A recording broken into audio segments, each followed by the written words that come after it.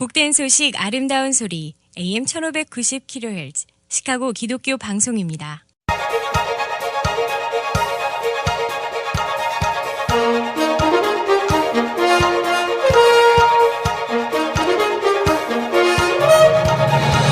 김정일 해설위원의 시사 해설. 세상을 넓게 봅니다. 삶의 지평이 넓어집니다.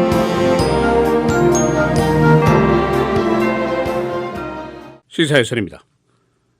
바로 내일 인디애나 주 예선이 벌어지게 됩니다. 인디애나 주 예선은 공화당, 민주당 모두에게 must win primary 이렇게 부릅니다. 반드시 이겨야 되는 주라는 뜻이죠.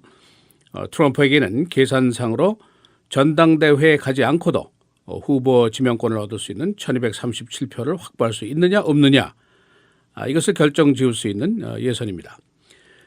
그리고 클린턴에게는 이제는 예상 밖의 긴 예선전을 힘들게 겪어왔지만은 이쯤에서 끝내고 본선 준비에 들어갈 수 있느냐 없느냐 이것을 결정 지을 수 있는 그런 예선이라고 볼 수가 있습니다. 그래서 오늘은 인디애나 주 예선의 지금 현재 현황, 또 이 예선이 왜 그렇게 중요한 것인지, 또 대의원의 계산법은 지금 어느 정도 와 있는지 이런 이야기들을 종합하겠습니다. 어제 현재 공화당 예선전의 현황입니다.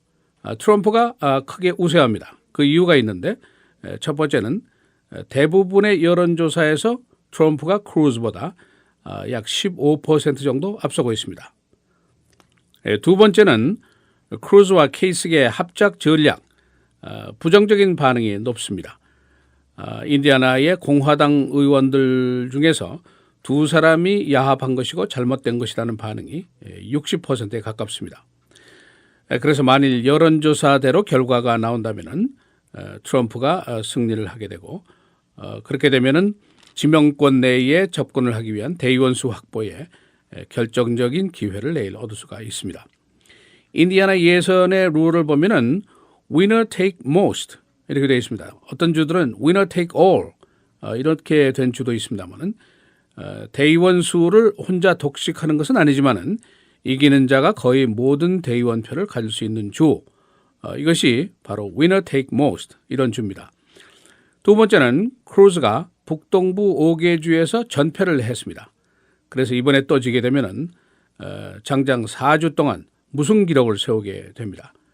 그리고 그 안에 뉴욕을 비롯한 큰 주들이 있고 북동부 5개 주, 그러니까 6개 주에서 전패 기록을 세웠으니까 이제 남은 막판 예선전에서 결국 회생불능이 되지 않겠느냐 그런 예상을 알 수가 있습니다.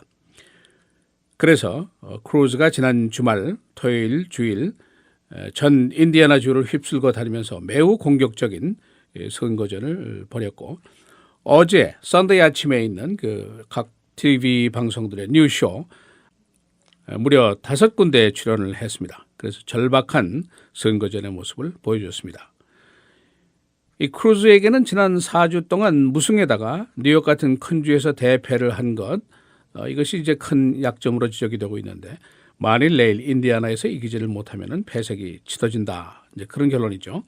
근데 불행하게도 지금까지 그의 선거 전략이 제대로 먹히지 않는 것 같다 하는 것이 대부분 정치평론가들의 분석입니다.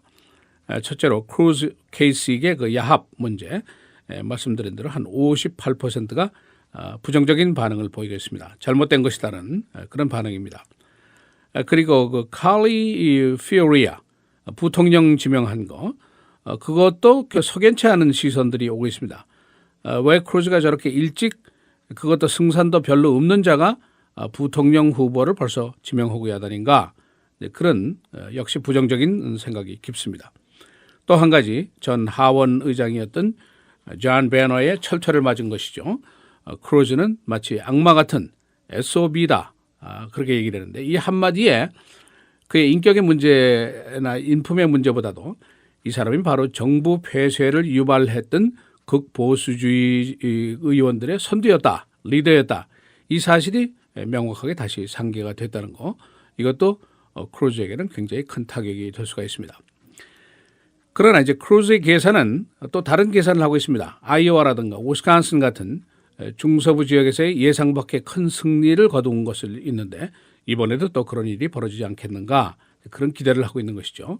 특히 제조업이 많고 공장지대, 소위 러스트벨트라는 중서부 산업지역에서의 근로층의 지지, 이것을 이제 크게 기대를 하고 있습니다.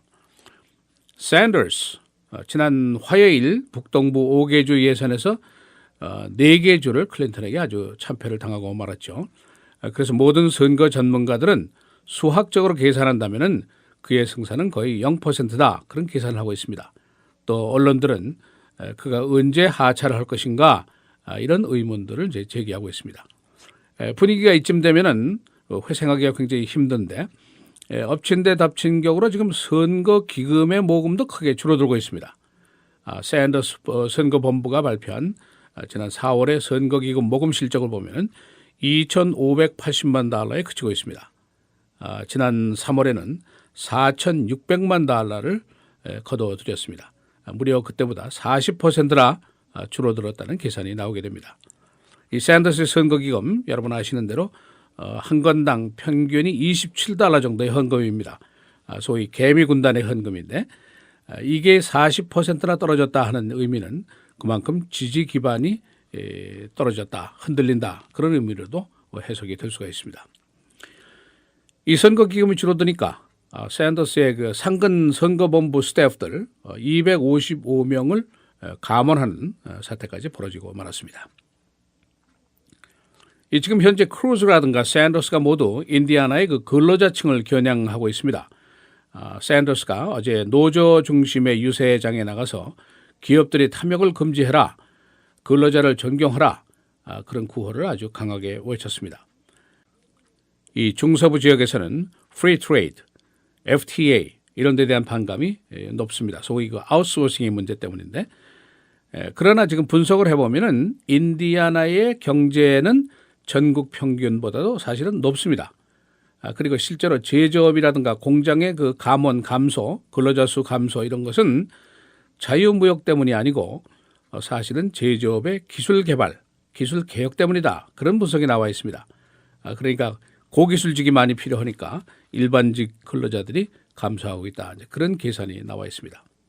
인디애나폴리스 지역에 작년 그 퍼스널 인컴, 개인 수입 상승이 3.6%나 되었습니다. 시카고라든가 클리브랜드보다 훨씬 높은 숫자입니다. 이제 앞으로 남은 예선 약 14개 주가 남아 있는데 이제 6월 14일까지 겨루게 됩니다. 결정적인 역할을 할 주가 한 3개 주가 있다고 볼 수가 있는데 바로 그것이 내일 인디애나주 공화당 대의원 수는 한 57표 정도가 됩니다. 캘리포니아주 대의원이 172표나 됩니다. 뉴저지 51표, 인디애나는 winner take most, 그리고 뉴저지는 winner take all 이런 주입니다. 캘리포니아는 엄청나게 큰 주죠. 그런데 이 3개 주에서 모두 트럼프가 여론조사 지지율을 보면은 모두 크게 앞서고 있습니다. 그래서 만일 이 지지율대로 선거 결과가 비슷하게 나온다면은 결국 트럼프가 승리하게 될 것이다. 그런 예상이 가능합니다. 그렇게 되면 클린턴과 이제 대결을 벌이게 되겠죠. 벌써 어제 트럼프와 클린턴 11월 본선전 대결 비슷한 공격을 상대방에게 퍼붓기 시작했습니다. 시사해설 김재일입니다.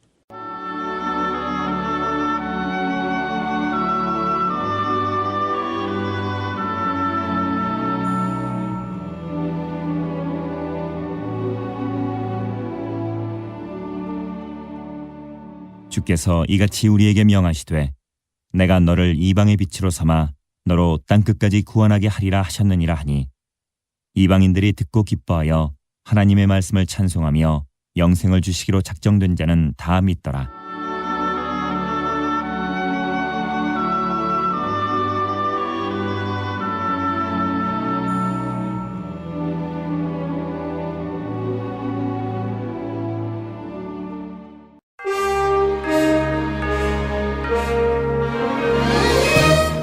헤드라인 뉴스입니다. 내일 열리는 인디애나 예선을 앞두고 후보들이 오늘 공격적인 유세를 펴고 있습니다. 인디애나 여론조사, 트럼프가 크루즈보다 약 15% 정도 앞서고 있고 크루즈와 케이스의 연합전선에 대한 여론은 58%가 부정적입니다. 인종적 비하 발언을 이메일을 통해서 해온 LA 카운티 셰리프의 고위직이 사임했습니다. 그는 이메일을 통해서 라티노 모슬렘 그리고 기타 소수계를 비하하는 내용을 유포해 왔습니다. 이 사실은 LA 타임스가 폭로했습니다. 메이데이를 맞은 시애틀 시위가 어제 폭력으로 얼룩졌습니다. 어제 시위에서 시위자 9명이 체포되고 5명이 중상을 입었고 경찰들도 부상을 당했습니다. 어제 시위대들은 돌과 사제 폭탄을 경찰에게 던졌습니다. 미국에서 큐바로 가는 크루즈십이 어제 처음으로 취항했습니다. 40년 만에 처음 있는 일입니다. 어제 크루즈십은 700여 명의 관광객을 태우고 마이애미를 떠나서 하바나로 향했습니다. 알레포 병원의 오폭 사건, 펜타곤은 관련자들을 처벌하기로 했습니다. 그러나 형사 입건은 없습니다. 미국 전폭기들은 테러 범죄에서 약 50야드 떨어진 병원 건물을 오폭해서 50여 명이 사망했습니다. 오바마 대통령의 맏딸 말리아가 하버드 대학으로 진학할 계획입니다. 말리아는 하이스쿨 졸업 후에 1년 쉬고 2017년에 진학을 할 예정입니다. 오바마 대통령 가족은 퇴임 후에 막내 샤샤의 하이스쿨 졸업이 있기까지 2년 더 워싱턴에 머물게 됩니다. 오바마 대통령 내외가 시카고에 건립되는 오바마 도서관 디자인을 검토하게 됩니다. 현재 7개 건설 회사가 디자인을 제안했습니다. 5억 달러짜리 도서관, 워싱턴 또는 잭슨 파크에 세워질 예정입니다. 시카고 북부에서 드라이브바이 슈팅으로 20대 여성 1명이 오늘 사망했습니다. 오늘 새벽 1시경 피터슨과 리치 교차로에서 신호 대기 중이던 20대 여성이 드라이브바이 슈팅에 맞아서 현장에서 절명했습니다. 지난 4월 시카고의 살인이 36건, 3월보다 3% 증가하는 데 그쳤습니다. 1월에는 작년보다 75%, 2월에는 126%, 3월에는 29%가 증가했었습니다. 날씨입니다. 오늘 대체로 흐리고 최고 53도, 내일 맑겠습니다. 66도, 수요일 흐리고 51도, 목요일 금요일 계속 맑습니다. 목요일의 최고는 55도, 금요일은 75도입니다.